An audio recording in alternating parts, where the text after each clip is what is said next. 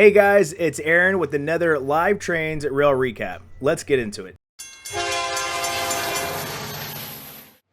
We begin this video north of the border in Canada, where this story takes place. I recently found out about major issues Via Rail is facing with its new Venture train sets. Many Canadian rail fans might be aware of this already, but our viewers from other countries might not be. Via Rail Canada, which is Canada's equivalent to Amtrak, has encountered operational challenges with its new Siemens Venture train sets. This is due to recent speed restrictions imposed on Via's Montreal to Windsor corridor. In October 2024, CN mandated that these new trains approach many public crossings with automatic warning devices at reduced speed, in accordance with Canadian Rail Operating Rule 103.1F, which states, when advised by special instructions that rusty rail or other conditions may exist, occupancy of crossings with automatic warning devices must be manually protected unless it is known that warning devices have been operating for at least 20 seconds. This directive has resulted in average delays of about 30 minutes per train.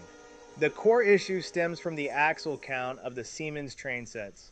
CN recently discovered these new trains weren't engaging some of the crossing devices properly when these trains traveled track speed, which is usually 90 to 100 miles per hour.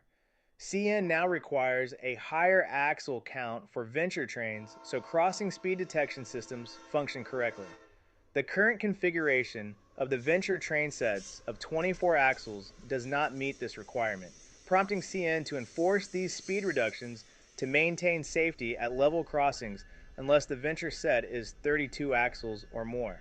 This measure has been applied even though these trains have been operating between Montreal and Toronto since October 2023 without prior incidents.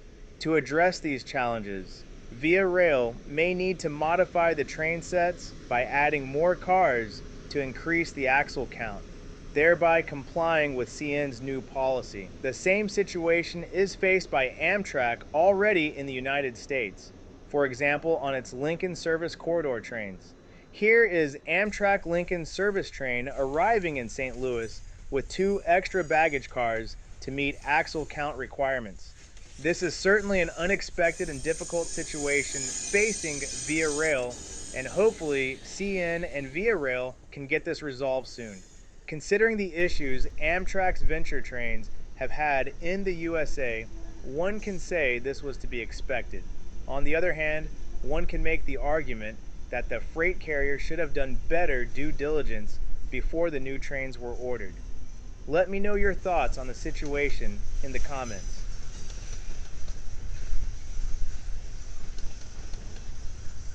Jumping over to Birmingham, for the first time we caught Norfolk Southern locomotive number 4822, which is a newly rebuilt GE AC 44C6M, unveiled on June 8, 2024 at the Railroaders Memorial Museum in Altoona, Pennsylvania. This locomotive features a distinctive paint scheme honoring NS employees, with the slogan "Moving the Weight of the World" prominently displayed.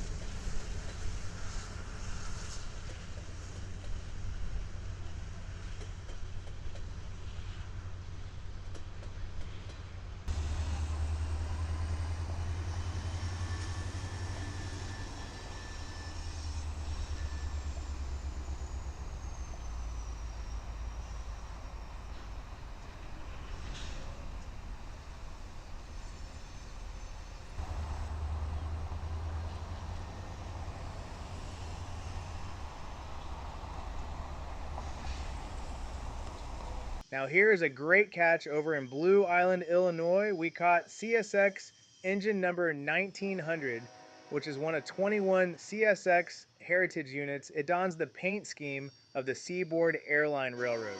The Seaboard Airline merged with the Atlantic Coastline in 1967 to form the Seaboard Coastline Railroad, which eventually became CSX through the many mergers. I really wish they painted the whole unit this scheme, as it would be the sharpest heritage unit out there. Glad they did it nonetheless.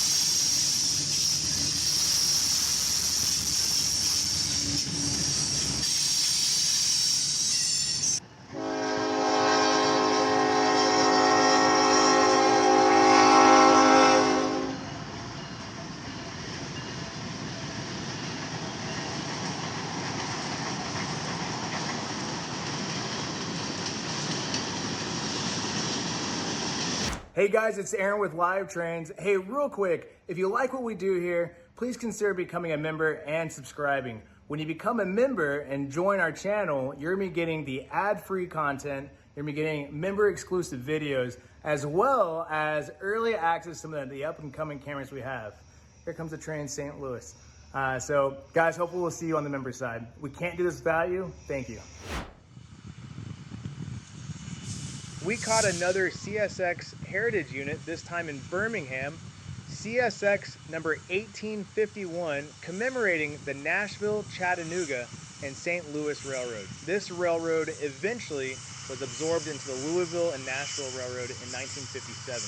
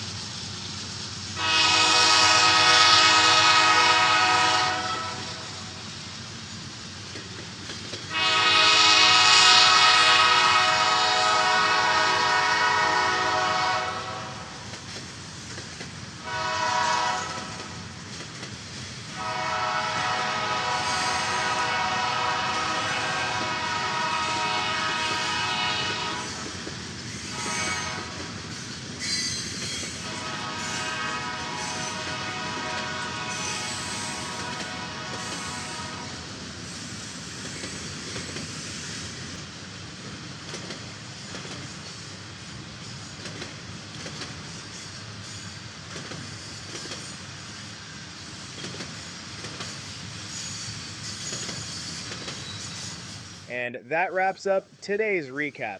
If you enjoyed this video, don't forget to hit that like button and share it with your fellow rail enthusiasts. Thanks for joining us on Live Trains. Until next time, cheers.